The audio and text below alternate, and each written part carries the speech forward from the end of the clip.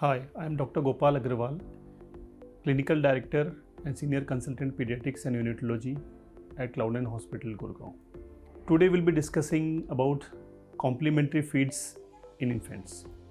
पहला चीज़ हमको जानना ज़रूरी है कि कॉम्प्लीमेंट्री फीड्स होता क्या है और इसको कॉम्प्लीमेंट्री क्यों बोलते हैं. So first 6 months breast feeding and exclusive breast feeding is a norm. तब तक न्यूट्रिशन के लिए ब्रेस्ट मिल्क काफ़ी होता है, बट जैसे ही 6 महीने कंप्लीट हो जाते हैं न्यूट्रिशन ज़रूरत ज़्यादा होती है एंड उसको बाहर से सप्लीमेंट और कॉम्प्लीमेंट करना ज़रूरी होता है. So foods which are complementing breast milk after 6 months of age, normally that's we call as complementary feeds, and these all are usually semi solid foods.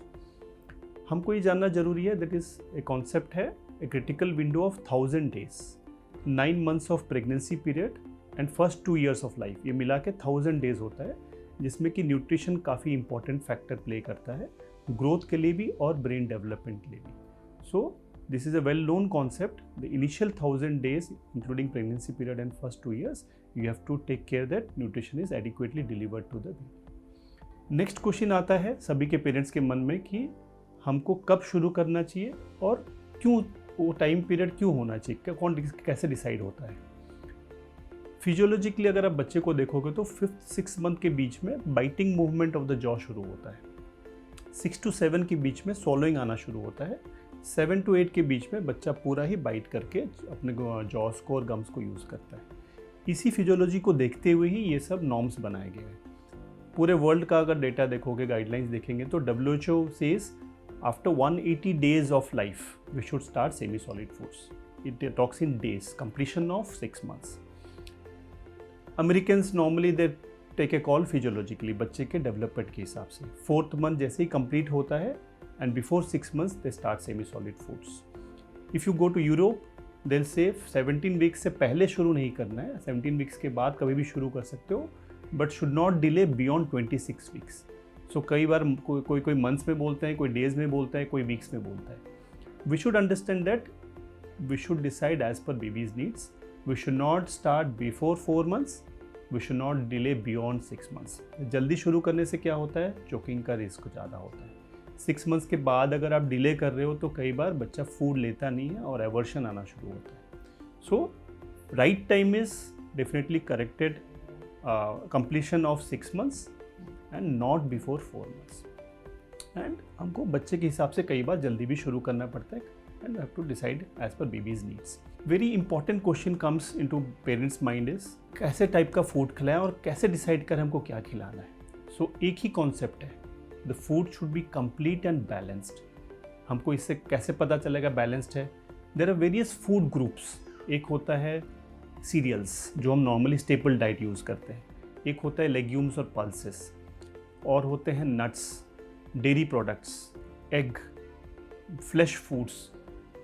You have to start vitamin A rich foods, fruits and vegetables, other fruits and vegetables. ये सब groups बने हुए हैं. So you have to ensure that baby in a whole day gets food from each group में से कुछ न कुछ मिले.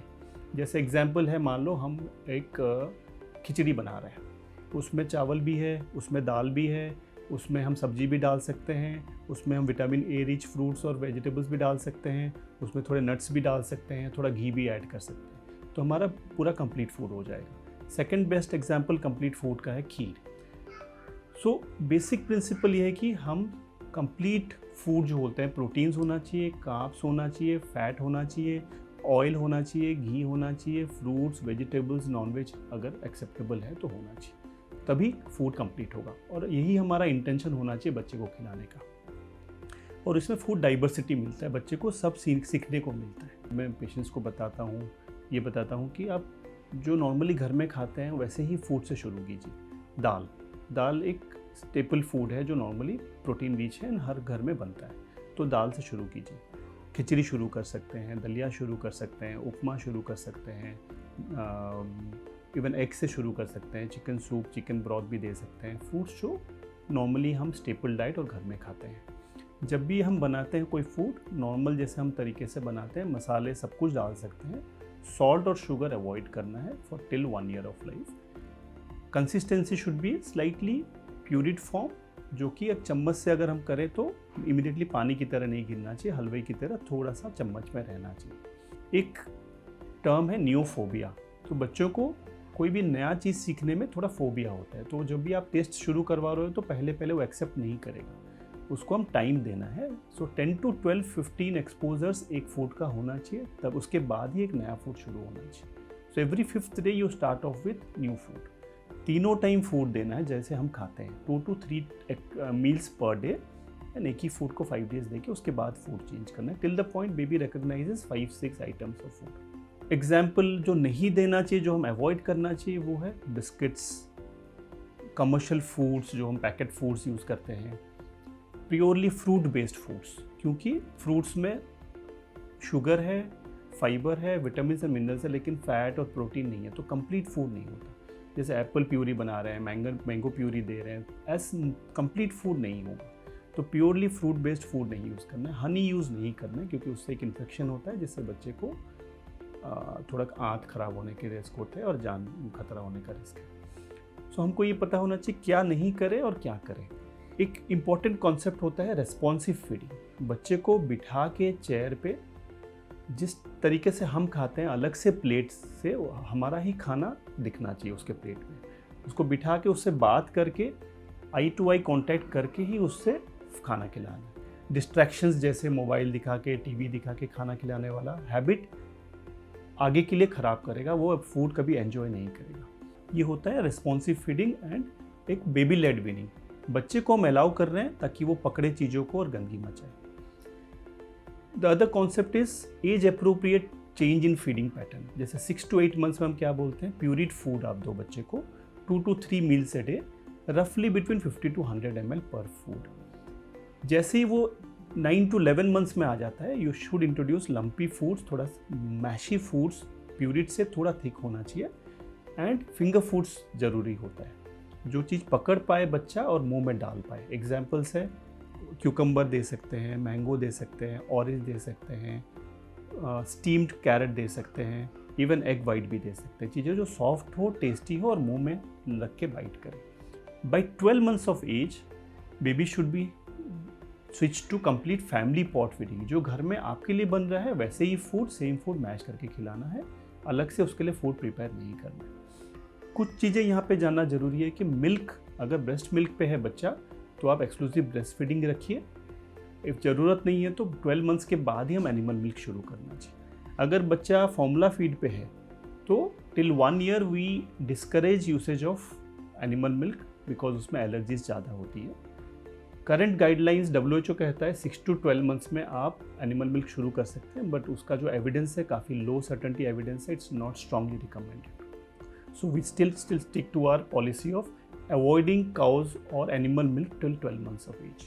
पानी आप ऑफर कर सकते हो, लेकिन 12 मंथ्स के नीचे बच्चों में, क्योंकि दूध में पानी की मात्रा काफ़ी है, ज़रूरत नहीं होता है। बट हर फूड के बाद आप आधी कटोरी पानी ऑफर कीजिए, 15 to 20 ml, मुंह साफ हो जाएगा और पानी पीना सीख जाएगा। बट बच्चा नहीं ले रहा है तो ज़रूरी नहीं है। यहाँ पे हम हमारा कुछ मिथ्स जानना जरूरी है कि क्या हम, जो हमारे इंडियन सिस्टम में या जो कस्टम्स होते हैं उस पर कुछ मिथ्स होते हैं जो हमको अवॉइड करना चाहिए। एक होता है गर्म और ठंडा खाना।